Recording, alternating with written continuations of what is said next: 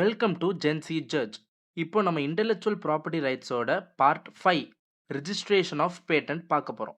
நம்ம யூனிட் 2ல one of the most important topic பார்க்க போகிறோம். Procedure for getting patent protection.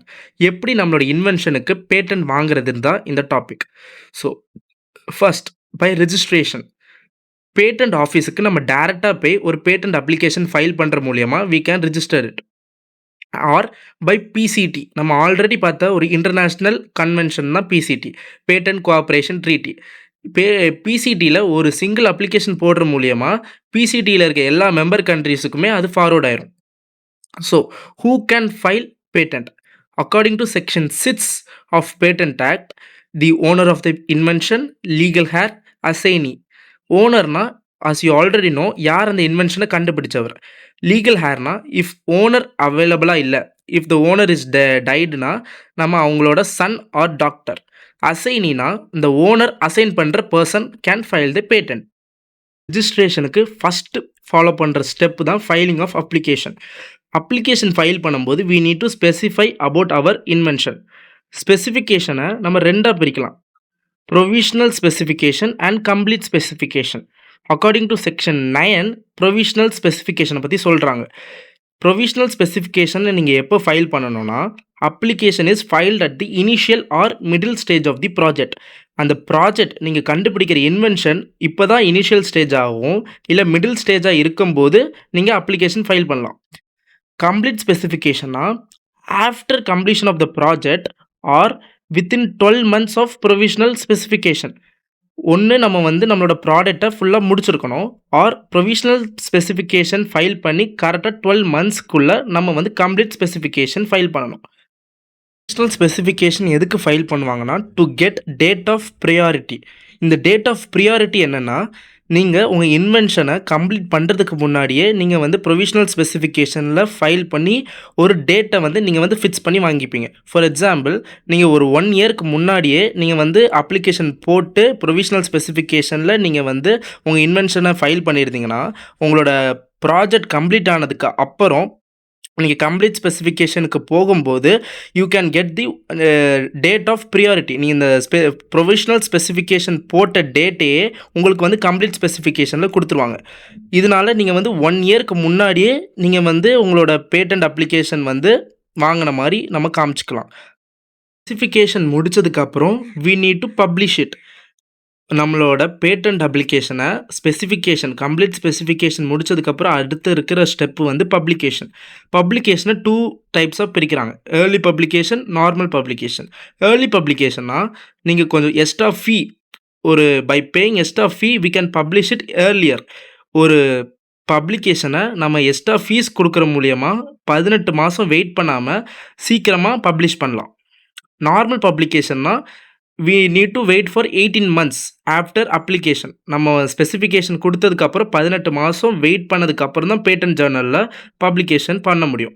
Publication எதுக்காக இருக்குன்னா, பப்ளிகேஷன் பண்ணுறனால தான் இப்போ நம்ம கண்டுபிடிக்கிற இன்வென்ஷன் ஆல்ரெடி எக்ஸிஸ்ட் ஆகிருக்கா அப்படின்ற ஒரு செக்கிங் ப்ராசஸ்க்காக. பப்ளிஷ் பண்ணுறனால ஆல்ரெடி இதே இன்வென்ஷனை யாராவது கண்டுபிடிச்சிருந்தாங்கன்னா they can oppose it. Publication ஆன அப்புறம் if anyone oppose the application that it is infringing them அப்படின்னு வந்துச்சுன்னா opposition ஃபைல் பண்ணலாம். anyone can oppose under the following grounds. இந்த கீழே இருக்க கிரவுண்ட்ஸ் கீழே யார் வேணாலும் opposition பண்ணலாம். for the following grounds are, the person is not the true inventor.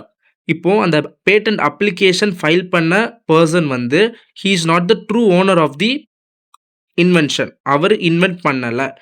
Second one, நம்ம ஆல்ரெடி பார்த்த பேட்டன்ட்டோட criterias 2, no novelty, no inventive steps. And third, fail to disclose the information. அந்த ஸ்பெசிஃபிகேஷனில் ஒழுங்காக அந்த பேட்டன்டட் ப்ராடக்ட்டுக்கான இன்ஃபர்மேஷனை ஒழுங்காக டிஸ்க்ளோஸ் பண்ணாமல் இருந்தாங்கன்னா we can oppose it under the following criterias. And steps to file opposition. First, file opposition to patent office. The applicant will receive the notice. The applicant must reply within 3 months. அந்த opposition file ஆன நாள்லேருந்து 3 monthsக்குள்ளே the patent applicant யார் patent apply பண்ணாரோ அவர் 3 monthsக்குள்ளே reply பண்ணணும். இந்த controller of the patent office. இந்த கண்ட்ரோலருக்கு தான் கண்டக்ட் பண்ணுவார். இன்வெஸ்டிகேஷன், என்கொயரி எல்லாம் கண்டக்ட் பண்ணி அவர் சப்போர்ட்டிங் டாக்குமெண்ட்ஸ் எல்லாத்தையும் கலெக்ட் பண்ணுவார். அந்த இன்வெஸ்டிகேஷன் முடிஞ்சதுக்கு அப்புறம் அந்த சப்போர்ட்டிங் டாக்குமெண்ட்ஸ் எல்லாம் கண்ட்ரோலரை சாட்டிஸ்ஃபை பண்ணால் மட்டும்தான் பேட்டன்ட் கிராண்ட் பண்ணுவாங்க. இல்லைன்னா பேட்டண்ட்டை ரிஜெக்ட் பண்ணிடுவாங்க. இந்த பவர் வந்து கண்ட்ரோலரோட ஒரு discretionary power. Controller can only decide on his own. இந்த சப்போர்ட்டிங் டாக்குமெண்ட்டை வச்சு he can decide whether to give or reject the patent application. So இது அப்போசிஷனையே ரெண்டாக பிரிக்கிறாங்க. Pre grant opposition, post grant opposition. Pre grant opposition section 25 கீழே வருது. இது எப்போ ஃபைல் பண்ணணும்னா பிஃபோர் கிவிங் தி பேட்டன்ட் கிடைக்கிறதுக்கு முன்னாடி ஃபைல் பண்ணுற அப்போசிஷன் பேர் pre grant opposition which comes under section 25. Post grant அப்போசிஷன்னா நம்ம ஃபாலோயிங் இதில் பார்ப்போம். போஸ்ட் கிராண்ட் அப்போசிஷன்னா which is filed after getting the patent வாங்கினதுக்கு அப்புறம் கிடைக்கிற அப்போசிஷன் பேர் போஸ்ட் கிராண்ட் அப்போசிஷன். பப்ளிகேஷன் பண்ண அப்புறமும் எந்த அப்போசிஷனும் வரலைன்னா அந்த அப்ளிகண்ட் எக்ஸாமினேஷன் பண்ணணும். Under section 11B request of examination examiner கிட்ட வைக்கணும். And within 48 months of application. அந்த அப்ளிகேஷன் போட்டு 48 monthsக்குள்ளே அவங்க வந்து ரெக்வெஸ்ட் ஆஃப் எக்ஸாமினேஷன் வைக்கணும். 48 monthsக்குள்ளே வைக்கலைன்னா அவரோட patent application will be rejected.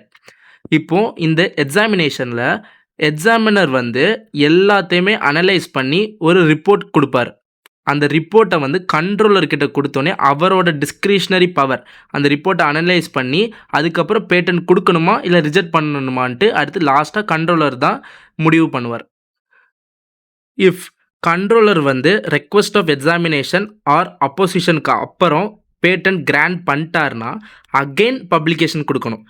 After getting patent, then again the applicant must again publish the invention. Again publication கொடுக்கணும். So again publication கொடுக்கும்போது again opposition நம்ம already பார்த்த post grant opposition. Pre grant opposition முடிஞ்சதுக்கப்புறம் post grant opposition. அது எப்போ வரும்? Patent கிடச்சதுக்கப்புறம். அதே சேம் ப்ராசஸ் தான். இப்போ திருப்பியும் அந்த அப்போசிஷன் போஸ்ட் கிராண்ட் அப்போசிஷன் அப்போ ஏதாவது அப்போசிஷன் வந்துச்சுன்னா திருப்பி சேம் இன்வெஸ்டிகேஷன் ப்ராசஸ் போகும்.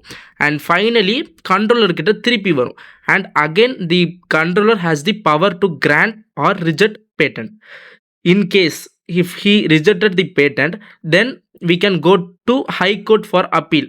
high courtலேருந்து then supreme court. இப்போ நம்ம அடுத்து part 6 concept of territoriality in IPR பார்க்க போகிறோம்.